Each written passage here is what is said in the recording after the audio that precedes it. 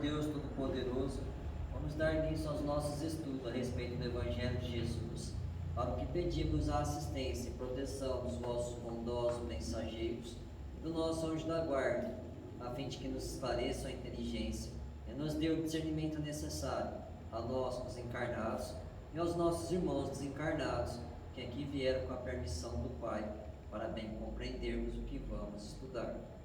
Rogamos a Jesus, o nosso mestre e guia, seja conosco e presida nossa reunião.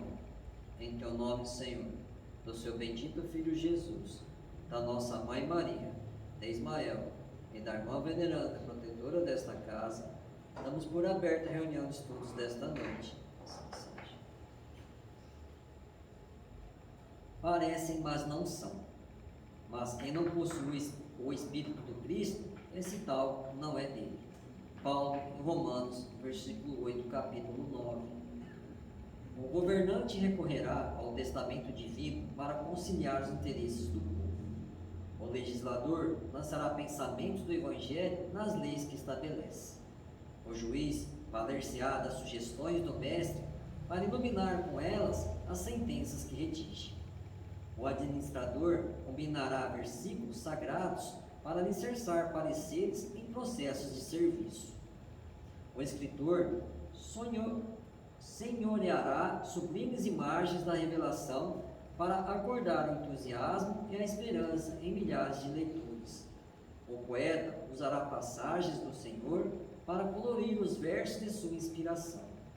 O pintor reportar-se-á aos quadros apostólicos e realizará primores imperecíveis, ajustando a tela, a tinta e o pincel. O escultor fixará no mármore as lembranças das lições eternas do divino mensageiro. O revolucionário repetirá expressões do orientador celeste para justificar reivindicações de todos os feitios. O próprio mendigo se pronunciará em nome do Salvador, rogando esmolas. Ninguém se iluda, porém, com as aparências exteriores. Se o governante, o legislador, o juiz, o administrador, o escritor, o poeta, o pintor, o escultor, o revolucionário e o mendigo não revelam na individualidade traços marcantes e vivos do mestre, demonstram possuir-lhe o espírito. Em verdade, ainda não são dele. Parecem, mas não são.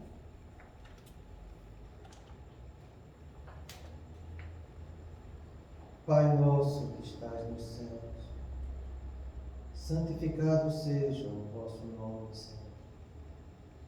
Que venha a nós o vosso reino, que seja feita a vossa vontade, assim na terra como nos céus.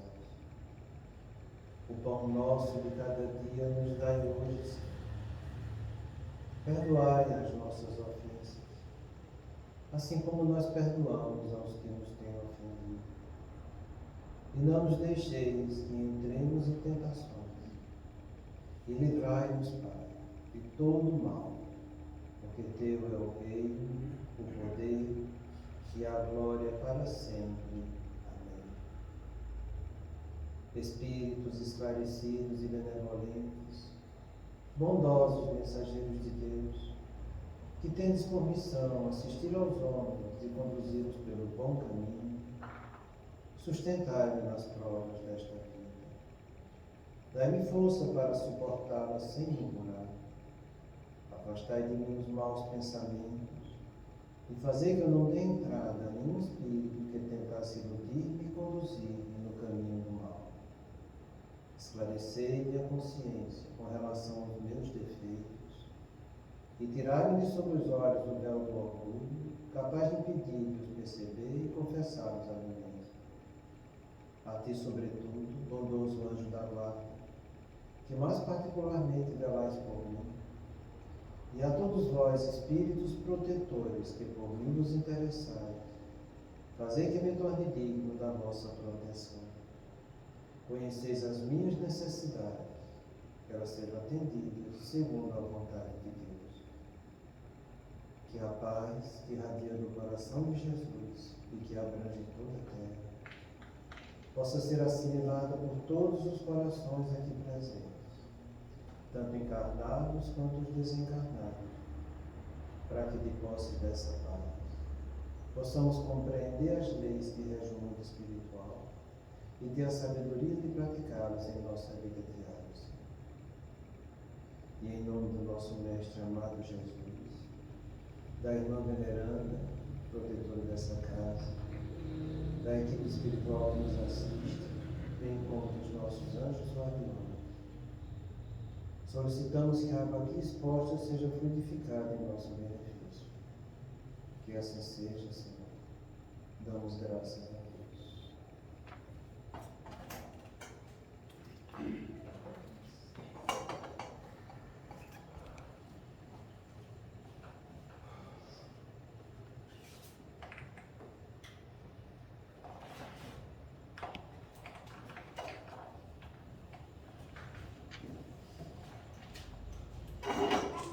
Boa noite. A gente vê essa reflexão que o Marcelo deu hoje, do Emmanuel, e vocês não imaginam a profundidade que ela tem. Quando a gente começa a entender um pouco de neurolinguística, sabe? E neurociência, muitas vezes a gente faz as coisas sem refletir. E toda vez que eu faço isso, eu vivo de aparência.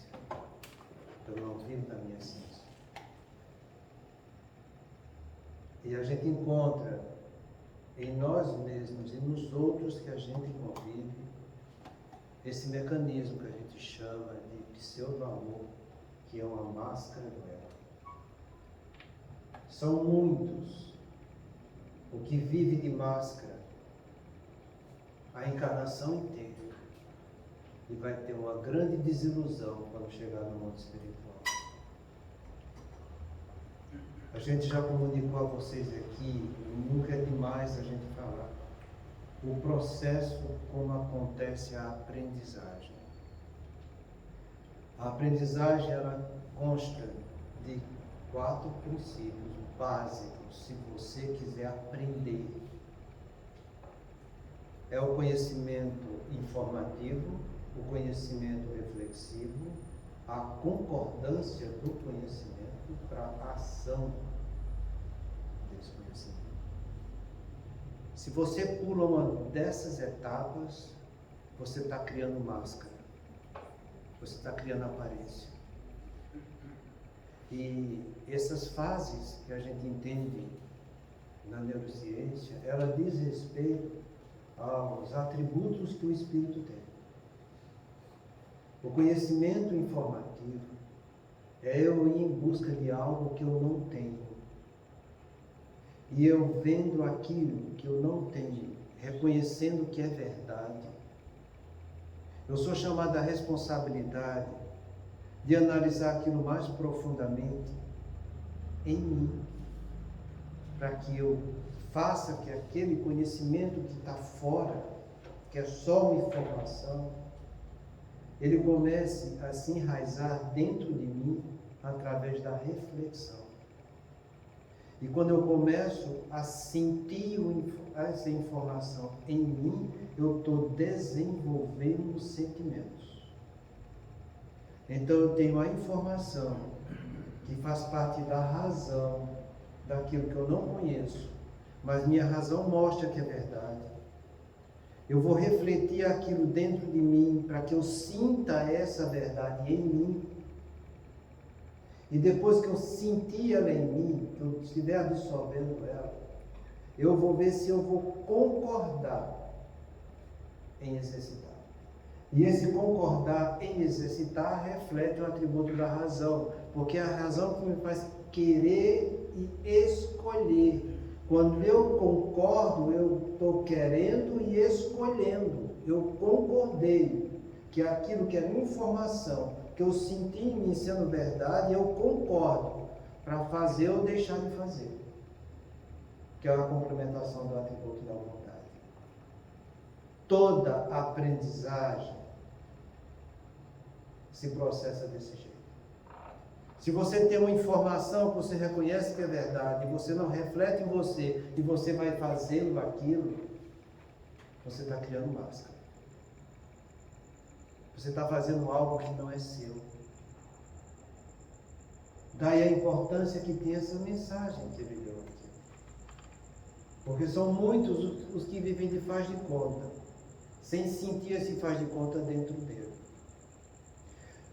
É por esse motivo que muitas vezes a gente fica repetindo informações importantes, com outras palavras, para não ficar maçante, mas repetindo, para que as pessoas tenham uma compreensão maior desse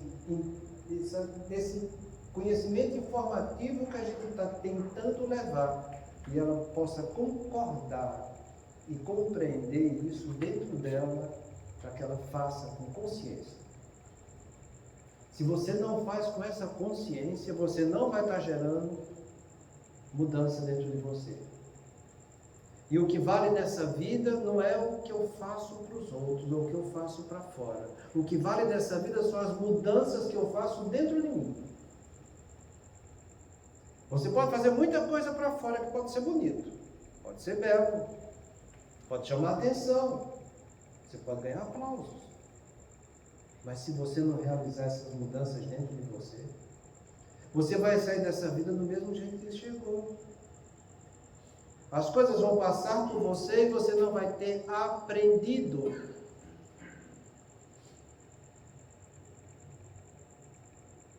Deu para compreender um pouco isso, gente? Sempre que tiver oportunidade, eu vou tocar nessa tecla, sabe? Porque a gente vive isso, a gente traz das nossas, como diz Divaldo com essa palavra bonita, forças atávicas.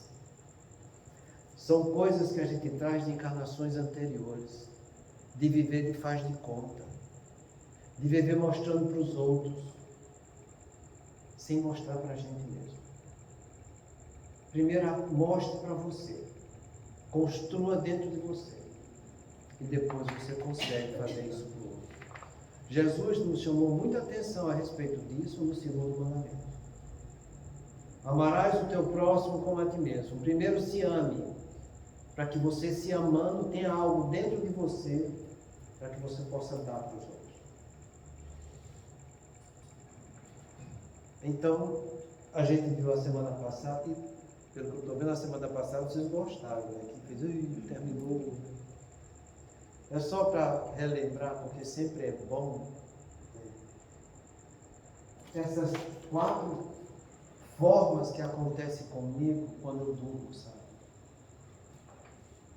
Está no livro dos Espíritos, daqui a questão é uma questão grande, entendeu? Eu falei para vocês, é uma das maiores questões respondidas pela espiritualidade superior, em virtude da importância que tem isso para a gente.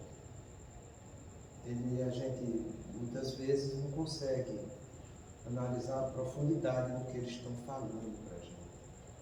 Então ele começa a falar dos sonhos, né? E ele começa dizendo: como podemos julgar a liberdade do espírito durante o sono? Pelos sonhos. Quando o corpo repousa, acreditam, tem o espírito mais faculdades do que está no vigília. Lembra-se do passado e algumas vezes do futuro. Adquire maior potencialidade e pode pôr-se em comunicação com os demais espíritos, quer deste mundo, quer do outro. Então aqui ele já falou dos sonhos espirituais que a gente tem. Pode ser do passado, pode ser do futuro e pode ser do presente, quando ele afirma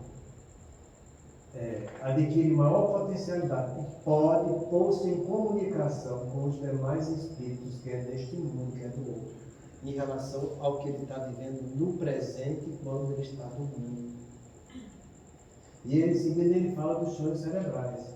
Muitas vezes apenas vos fica a lembrança da perturbação que o vosso espírito experimenta a sua partida ou o seu regresso, acrescida da que resulta do que fizeste ou do que vos preocupa quando despertas. E a não ser assim, como explicarias os sonhos absurdos? Que diz respeito aos sonhos cerebrais, quando você se desdobra, mas seu espírito fica vendo as preocupações que você teve durante o dia, aquilo que você achou e julgou que é muito importante, muitas vezes com a lembrança do que você já teve quando está desdobrando ou quando você está retornando ao corpo.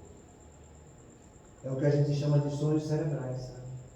E no meio disso tudo, desses sonhos do passado, do presente, desses sonhos do futuro e desses sonhos cerebrais, acontece também que os maus espíritos aproveitam os sonhos para atormentar as almas fracas e possivelmente. No meio disso tudo, você vai ter a influência da espiritualidade boa e também da espiritualidade perfeita. Toda noite que nós dormimos, acontece isso. Então, vocês podem muito bem analisar como foi a noite de vocês. E se por acaso vocês não gostarem do que estiver analisando, você volte atrás e veja o que você fez no dia anterior.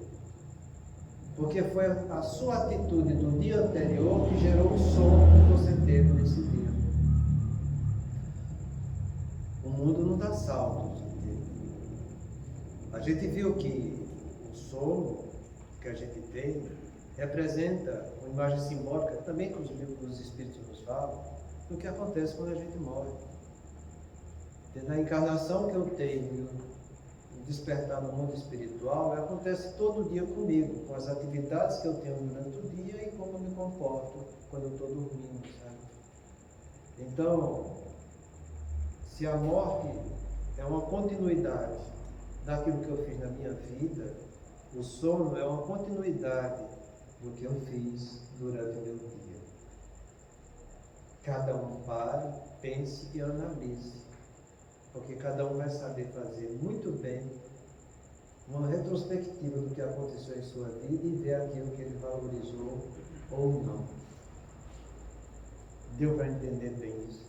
Se alguém quiser fazer alguma pergunta, que pelo que eu vi, a semana passada tinha muita pergunta. Pode fazer, à vontade. Se a gente não souber a resposta, a gente estuda para ir em busca da situação. Eu acho que foi o calor das emoções. Mas a gente dá continuidade às respostas. Né? E eu trouxe outra pergunta e resposta do Livro dos Espíritos, para que a gente entenda isso que a gente fala, que a gente estudou aqui, de como você se sente quando você acorda. Kardec faz a seguinte pergunta: pode a atividade do espírito durante o repouso ou o sono corporal fadigar o corpo? Pode, pois que o espírito se acha preso ao corpo, qual balão cativo um poste. Assim, como as sacudidas do balão abalam o poste, a atividade do espírito reage sobre o corpo e pode fadigar. Então, gente, quando a gente vê essa palavra poste, não fica pensando nesse poste de energia que tem, não. Porque poste é qualquer pedaço de pau de graveto que está fincado no chão. Outra conotação da palavra poste é esse poste que você vê aí, trazendo iluminação para a gente. Então, você tem um pauzinho fincado no chão, com um balão que está balançando, com o vento que tem, aquele balão vai repercutir naquele pauzinho. Então, a comparação é nesse sentido que ele fala. E para vocês terem uma análise mais profunda, acho que todos vocês já leram o livro O Nosso Lar. Tem alguém aqui que leu O Nosso Lar?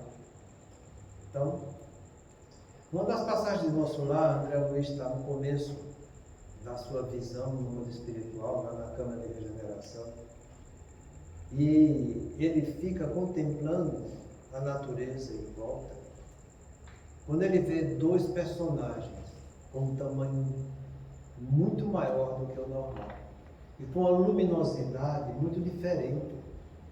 E através desses personagens corre um fio luminoso que ele não vê onde ele vai parar. E ele, assustado com aquilo, vai correndo para Narcisa e diz: olha, vi algo assustador. E ela, já imaginando o que aconteceu, começa a rir. E ele descreve o que aconteceu com ele. E a Narcisa explica: André, isso são dois espíritos de escola. que deixaram o corpo no domingo e vieram continuar suas tarefas aqui em nosso lar. Aquela proporção gigantesca que você vê deles não é nada mais, nada menos o fluido vital animalizado que ainda está nos seus corpos espirituais. E o cordão, não é nada mais, nada menos esse cordão fluido que a gente sabe que nos prende ao corpo, somente ao nosso sistema nervoso central. É importante a gente saber disso, sabe? Porque esses espíritos evoluídos de escola, como ela descreve, eles estão repletos de fluido vital. E esse fluido vital, ele pode ser usado no mundo espiritual. E é o que acontece com as entidades quando se desprende do sono, como consta no livro Sexo e Obsessão Vital, e vai participar de atividades sexuais na cidade perversa. É esse fluido vital animalizado, junto com o pensamento desorganizado e depravado da entidade, que vai gerar para os espíritos fluidos para que eles sintam o prazer da sexualidade devassa, trazendo para eles as satisfações que eles não tinham como sentir, porque não tem mais corpo físico nem fluido vital. Então eles vampirizam o fluido vital dos encarnados durante o sono. Eles absorvem aquele fluido com as ideias que são condizentes com os prazeres que eles gostam de ter. E ele, sugando esse fluido vital, ele vai exaurindo a pessoa disso. Porque esse fluido, ele é absorvido e é usado continuamente por você e por qualquer ser através do centro de força. Os centros de força adquirem uma capacidade vital de usar desse fluido, trazendo vida para o seu corpo. Então, durante o sono, se você tem um sono tranquilo e reparador, junto com a espiritualidade superior, que não vai sugar o teu fluido, muito pelo contrário, você vai receber fluido espiritual do seu corpo espiritual. E você vai chegar cada vez mais vitalizado e cheio de energia quando você desperta. Porque é diferente quando você é sugado tanto do fluido do seu perispírito quanto do fluido vital animalizado. Porque entenda vocês que esse fluido vital, ele dá vida ao corpo físico, tanto que Kardec chama de fluido vital animalizado. Mas os espíritos desencarnados, eles dão vida ao corpo espiritual dele. E nessa vida que o corpo espiritual dele tem, existe o fluido vital para o perispírito deles também. Tudo aquilo que tem vida, como diz, tem movimento, como Kardec usa esse termo no livro dos Espíritos, tem uma parcela desse fluido vital. A planta que está crescendo, germinando, ela tem uma parcela desse fluido para o desenvolvimento dela. Os animais de cada espécie adquirem também uma parcela desse fluido no seu princípio espiritual, entende? Para dar vida ao corpo animal. E são coisas específicas de cada um. Não pense você que seu fluido espiritual, você ser humano, vai poder dar vida a um animal, porque são fluidos espirituais diferentes, fluido vital diferente. Se você impregnar um animal delicado, como um pássaro, por exemplo, de seu fluido vital, ele morre. Se você faz isso com a planta, ela morre. As pessoas que têm, na minha terra chamam de olhar de cega pimenteira. Não sei se na terra você tem esse termo, mas lá é desse jeito, sabe? Tem gente que é desse jeito, tem um olhar tão invejoso, tão pernicioso, que mata a planta e mata o animal. É muito interessante isso. Isso é para que a gente entenda como se processa isso do ponto de vista espiritual, danificando os seres que podem estar subjugados às nossas atitudes. Né? Então, todos nós temos esse fluido.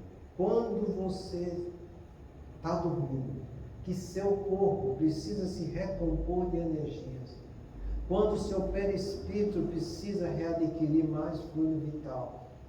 Entende? E com isso, quando acordar, você se sentir mais vitalizado, se você não tem esse processo fisiológico e ocorre uma interferência, impedindo a fabricação de fluido bom e sugando o fluido que você tem no corpo, você vai acordar daquela maneira que a gente viu, que a gente vai rever hoje, sabe? É muito interessante isso. Tem um livro do Divaldo, eu não sei, mas eu acho que é Painéis da Obsessão. Nesse livro, acho que tem uma entidade que ele está padecendo de uma doença em que ele iria desencarnar.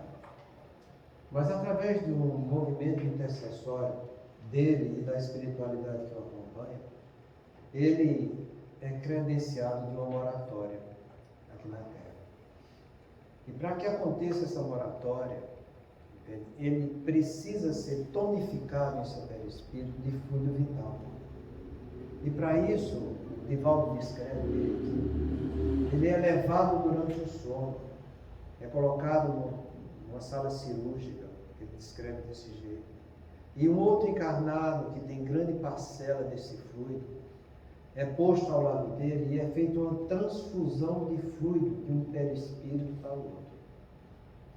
Divaldo fala que quando estava psicografando esse livro, quando ele foi ler depois o que tinha escrito, ele fechou assim, botou no canto e disse: eu estou em obsessão. Isso não pode acontecer. Isso é coisa da minha cabeça, eu estou sofrendo obsessão, eu nunca me falar disso em canto nenhum, não tem. Deixou o livro de lado, disse: não vou psicografar mais isso não. Na noite seguinte, Joana de Anjos, durante o sono, levou ele desdobrado, para ele ver com os olhos dele como aconteceria o processo. E ela explicou para ele que aquilo ali não era obsessão, que aquilo ali não era coisa da cabeça dele. Era assim que a coisa acontecia no mundo espiritual, um ajudando o outro, quando havia merecimento de um encarnado ser tonificado com fluidos, para continuar a sua jornada aqui na Terra. Então é bom a gente ler essas coisas, entende? Porque isso ajuda a sedimentar na gente essas explicações e compreender a profundidade de uma resposta muito simples dessa dada. Olha que coisa mais simples ele comparou, porque a gente é muito infantil ainda, é muito pueril, sabe? É como se fosse um pauzinho e um balãozinho amarrado, entende? Você exercitou muito aquele balãozinho, gastou muito, balançou muito o pauzinho aqui, a coisa fica interferida uma com a outra, sabe? Então, de posse desses conhecimentos, compreenda que é assim que a coisa acontece. Analise em você o que está acontecendo contigo. Se você está acordando bem, ótimo. Se você não está acordando bem, ótimo. Você viu que não está acordando bem. Então analise o que é que você precisa mudar. Porque quem manda em você é você, não é os outros, entende?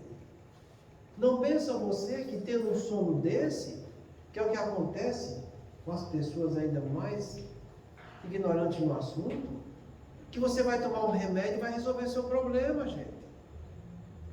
Remédio não vai resolver problema desse jeito. Remédio vai induzir a um sono anestesiante que a gente fala. E o interessante desse sono anestesiante é que o que acontece no teu cérebro com isso é que você dorme e você fica numa fase só do sono, que é a fase 3. E dali você não sai. E o que é mais doentio para a gente, porque a gente sabe que o sono é um processo dinâmico do ponto de vista cerebral. Você tem sono 1, 2, 3, sono REM, e a coisa vai reciclando, e você do sono REM volta para o sono 1, volta. É um processo dinâmico, o teu cérebro está o tempo todo trabalhando.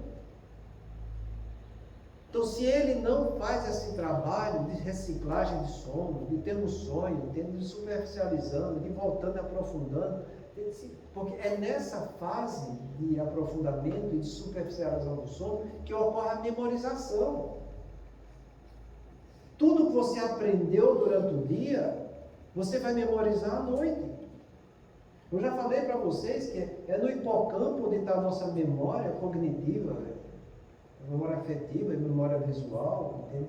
Que essa estrutura, quando você está em vigília, a ciclagem dele é de 3 ciclos por segundo, que é o ritmo delta.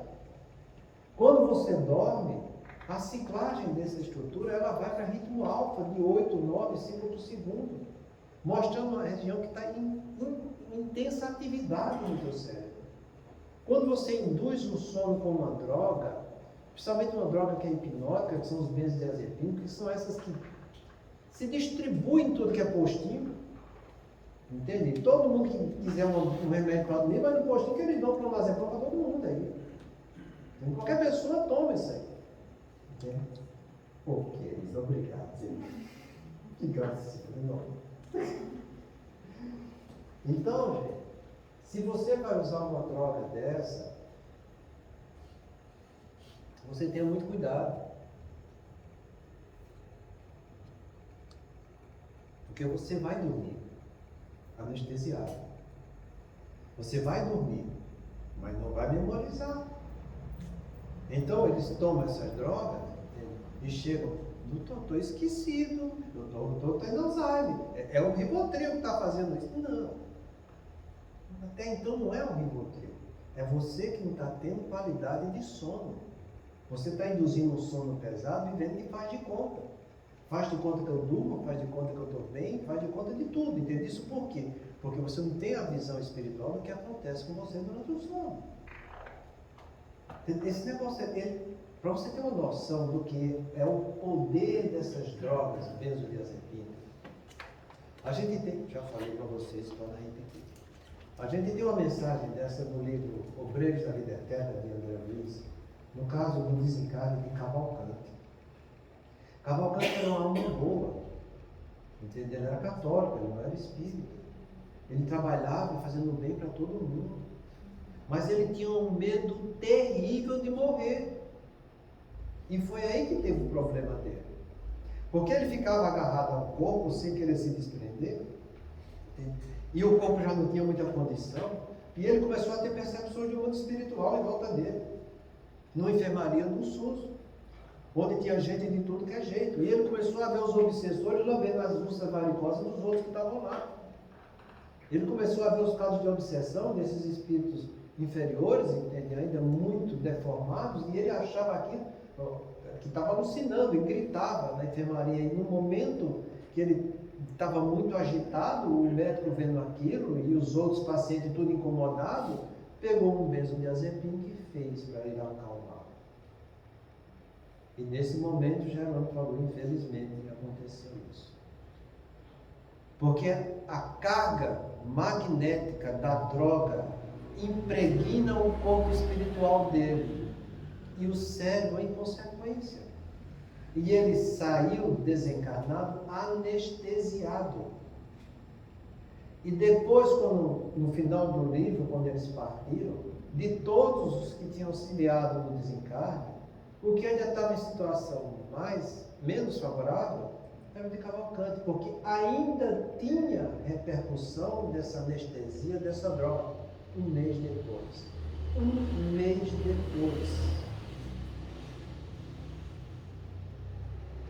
Se você acredita em espiritismo, se você acredita nas obras de André Luiz, isso deve dar uma catucada, né? Não deve, não é possível, né? Então, pensa o que você está fazendo. É importante essas drogas? Ela tem importância grande? Tem. Principalmente nos pacientes que têm quadros psicóticos, que estão passando um quadro de ansiedade muito grande.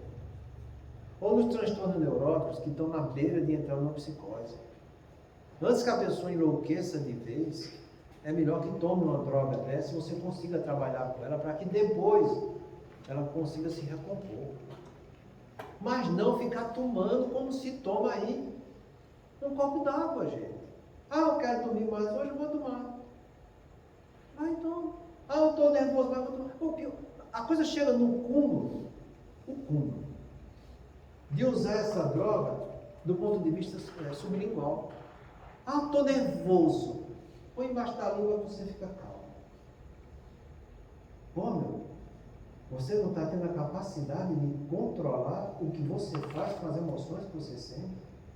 É preciso tomar uma pílula embaixo da língua para você ficar anestesiado e continuar vivendo aqui na Terra?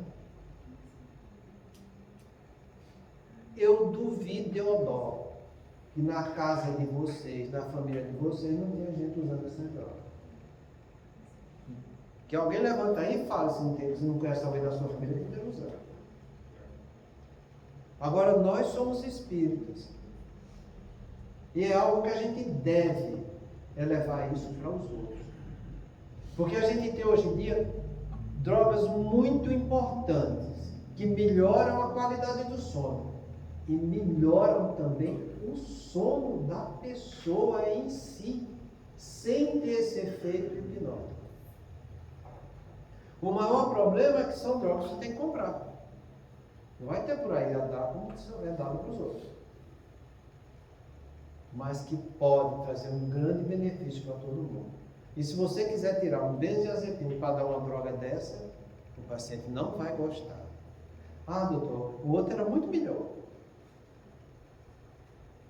Fazer o quê? Cada cabeça, sua sentença. Então que a gente pense e reflita um pouco nessas coisas todas que a gente vai estudando. Porque muitas vezes as pessoas usam e abusam daquilo que não deveria ser abusado. Uma situação mais grave ainda que a gente vê, são pessoas que chegam tomando suas 2 ou 3 latinhas de cerveja à noite para dormir bem. Ah, se eu não tomar, eu não durmo bem. Fazer o quê? A gente explica, a gente pede, a gente trata, a gente orienta, chama atenção, mostra para a família. E cada um vai fazer a sua escolha. Porque é isso que sucede conosco, tá? Você pode estar anestesiado, mas o seu espírito está livre. Isso não vai impedir você de ter seus relacionamentos no mundo espiritual que continuava tendo quando não estava tomando essa droga. O que vai ser pior. Porque além da perturbação espiritual que você tem, você vai estar tendo seu corpo viciado em uma droga. Você entende o que significa essa palavra vício? Que todo vício que eu tenho, quando eu paro, eu tenho abstinência? Se você tem vício de álcool, você tem abstinência, com o delírio tremens. Se você tem vício de fumar, você tem abstinência da nicotina. Tem gente que tem vício de tomar analgésico. Quando ele para de tomar, ele sente dor para tomar analgésico. Tem gente que tem vício e tem que tomar remédio para dormir. E se não toma, não dorme. E se não dorme, ele vai ter lá e tomar. Outra droga que é muito usada hoje em dia são as que a gente chama de droga Z. São os oplicones da vida. As pessoas acham que por não estar tendo receita azul, pode tomar. Não pode. Essas drogas, quando você usa mais de 4 semanas, desencadeiam um vício igual ao vício dos benzodiazepínicos. Então pensa muito bem nisso. Se informa direito. Se você tem problemas, vá atrás de resolver seus problemas e não de arrumar mais problemas em cima dos problemas que você tem. Porque você fica sedado, o seu espírito vai para o mundo espiritual, você vai se relacionar com os outros espíritos, como a gente viu aqui, pode ter comunicação com os demais espíritos desse mundo ou do outro. Entende? É muito interessante nessa resposta quando ele fala que tem muitos que dormem. E não pensa você que ele vai ficar nas trevas que tem aqui na Terra, não.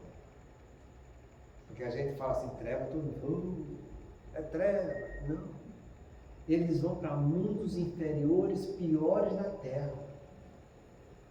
E lá vão se deliciar com seus prazeres imundos.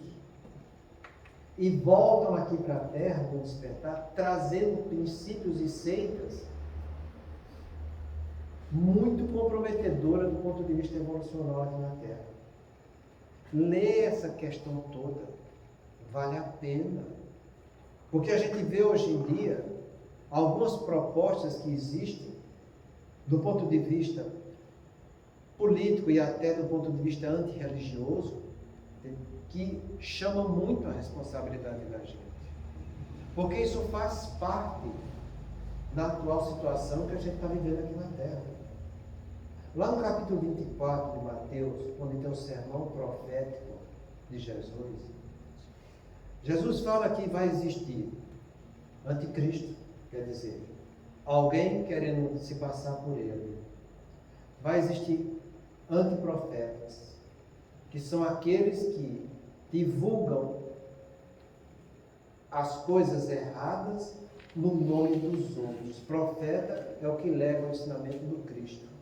Então vai ter pessoas que são anticristo e os profetas que vão seguir aqueles anticristos. Vai haver guerras, vai haver fomes e pestes, vai haver antirreligiosidade. E olha o mundo que a gente está tendo. Quantas atitudes que vão batendo de frente com a religiosidade.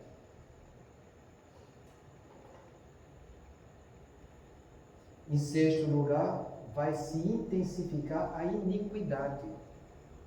Iniquidade é quando as pessoas perdem a vergonha de fazer errado. E fazem errado, rindo e brincando, e mentem na cara mais lisa do mundo. E todo mundo acredita.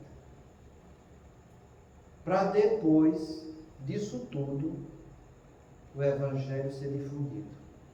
Quer dizer, a lei do amor ser difundida por toda a terra. Então, quando a gente fala de atitudes antirreligiosas, gente, isso é uma coisa comum que acontece hoje em dia. Veja a estimulação das práticas do aborto. Veja, se falando de novo em liberação de drogas, a gente está falando de droga lícita. O problema que causa. Imagina uma droga ilícita que você sabe que dá uma dependência maior.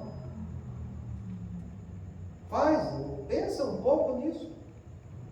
Ah, porque os Estados Unidos fez isso, é problema dos Estados Unidos, não é problema meu. Se ele quer fazer lá, não tem como eu influenciar lá, não sei orar por eles. Mas aqui não, aqui eu tenho uma participação ativa.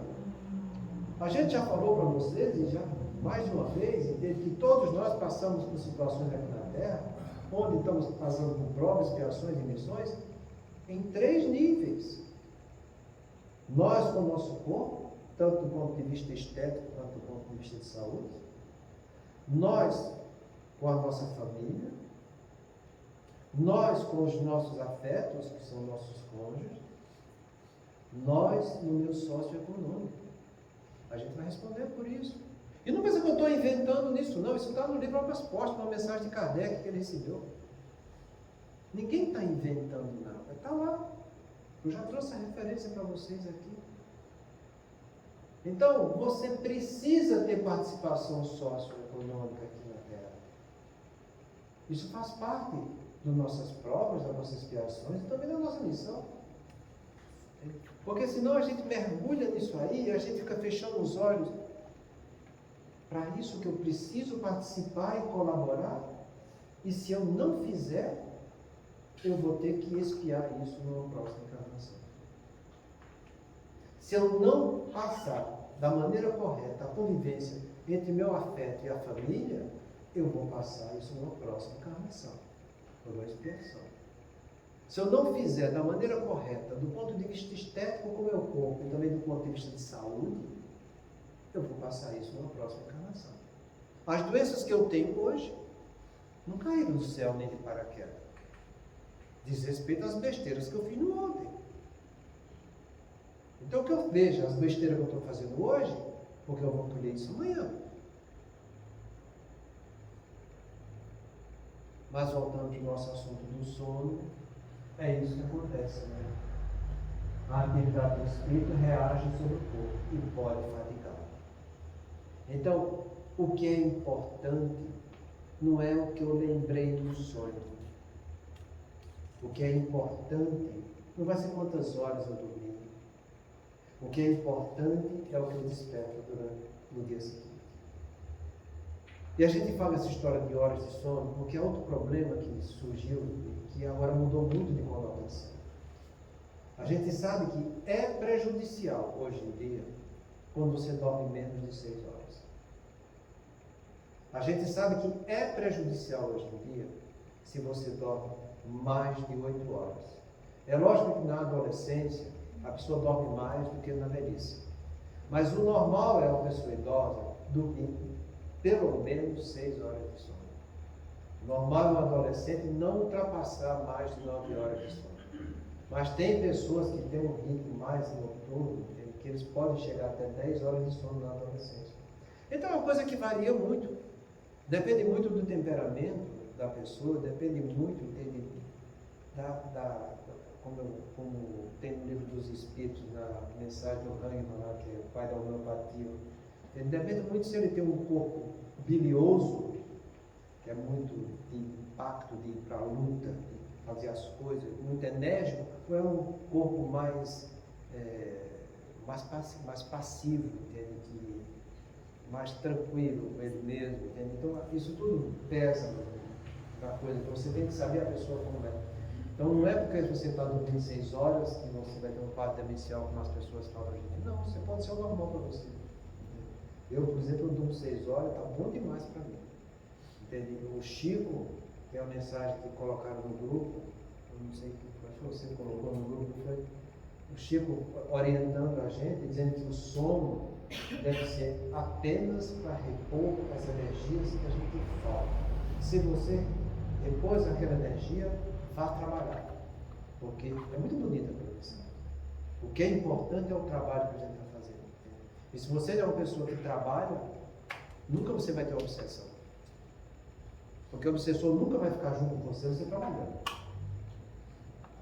Agora, se você não trabalha e é uma pessoa indolente, você vai ter tudo que é obsessor do seu lado.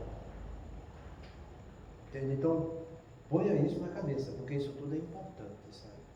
Então, menos de 6 horas de sono não é aconselhável. Mas tem gente que é normal ter um pouco menos que isso. Entre 5 e 6 horas de sono eu já estou recarregada. Pois ela abriu um leque muito grande, sabe? Mas o que eles orientam para a grande maioria é que o sono seja entre 6 e 8 horas. Para a maioria das pessoas. O que não era assim no passado, sabe? A gente achava que o sono tinha que ser no mínimo 7 horas. Entre 7 e 9 horas. A coisa mudou. E eu acho que isso faz parte da evolução da gente aqui na Terra. Sabe? Mas quanto mais a natureza humana for evoluindo, ela vai cada vez dormindo menos e tendo mais horas para trabalhar e ser mais útil durante o dia. Isso faz parte da evolução do ser humano. Então, como a gente estava falando, o importante é como a gente acorda. Se você acorda feliz, disposto, alegre, de bem com a vida, é sinal que teve excelentes companhias espirituais quando dormia. Esteve em cursos, em trabalho de socorro, na convivência dos benfeitores espirituais que querem o nosso bem. Não quer dizer que você vai lembrar disso tudo que você fez no mundo espiritual, porque não vamos lembrar. O nosso cérebro físico não tem a capacidade de vivenciar os 2 estados que a gente tem como espírito. O nosso cérebro físico ele foi feito e adequado para as atividades físicas do corpo. Ele não foi feito para as atividades espirituais nossas. No nosso corpo espiritual, a gente tem um cérebro no nosso perispírito, que foi feito, adequado para as situações espirituais que a gente está vivendo, como espírito. Então que a gente não confunda essas coisas. Porque muitas vezes perguntam, mas por que eu não estou lembrando de fulano, lembro de fulano? Não, você não está lembrando porque o seu cérebro não é adequado a isso. Véio. Você tem um cérebro que é necessário para essa encarnação, você desempenhar as funções que está ao seu alcance.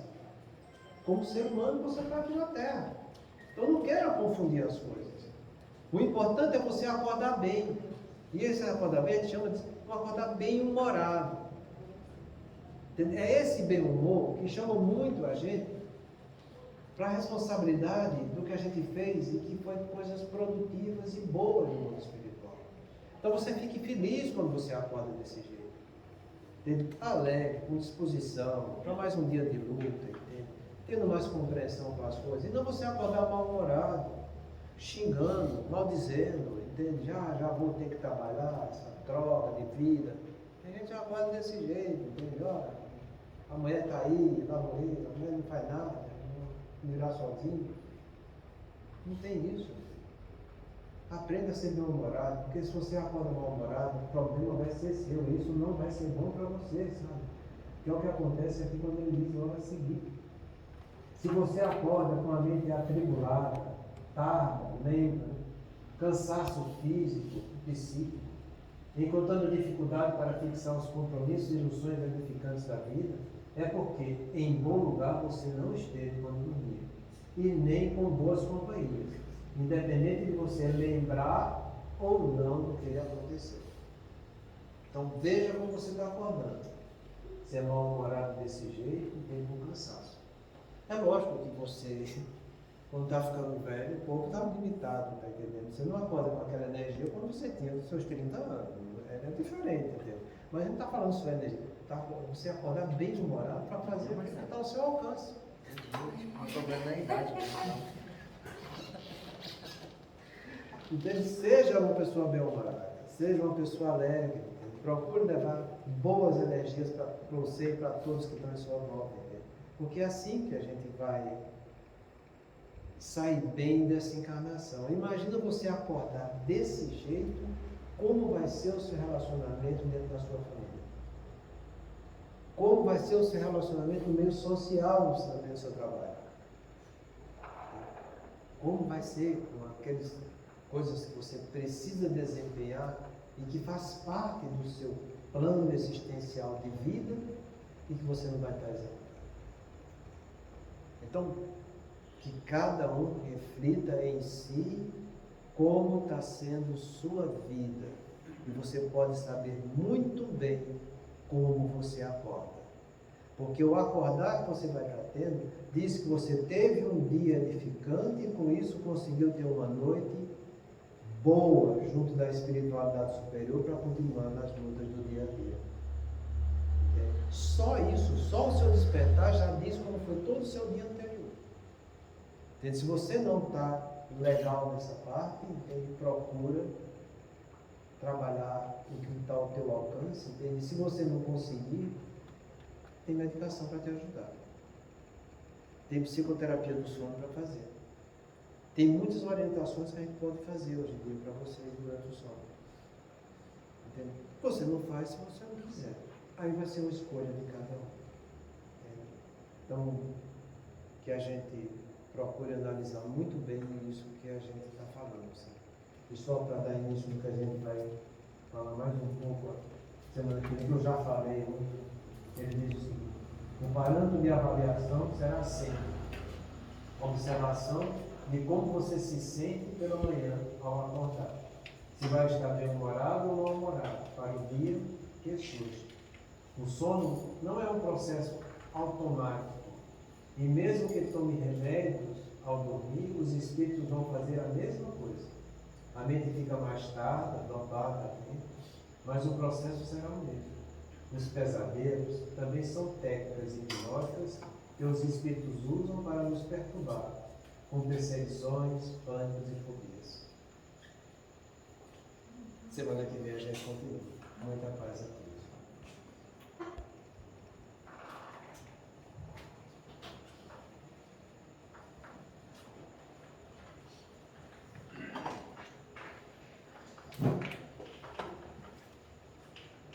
Façamos nossa prece.